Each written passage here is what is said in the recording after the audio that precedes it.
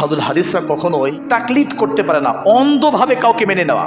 সেটা মক্কার 42 বছরের ইমাম ডক্টর আব্দুর রহমান সুদাইস হলেও না, সেটা মক্কার মদিনার ইমাম ডক্টর আব্দুর রহমান হুজাইফি হলেও না, সেটা মদিনার দীর্ঘদিনের ইমাম ডক্টর আব্দুল মুহসিন আল কাসিম হলেও না। যত বড় বিদ্বান, যত বড় আলেম, যত বড় পণ্ডিত হোক না কেন, আহলুল হাদিসদের 3 নম্বর বৈশিষ্ট্য হচ্ছে যাকে যতটুকু সম্মান দেওয়া দরকার এতটুকু দিবে।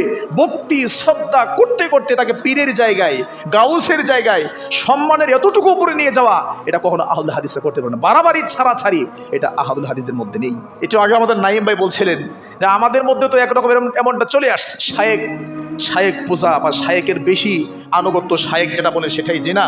আমার ভাই, আমরা সকল প্রকারের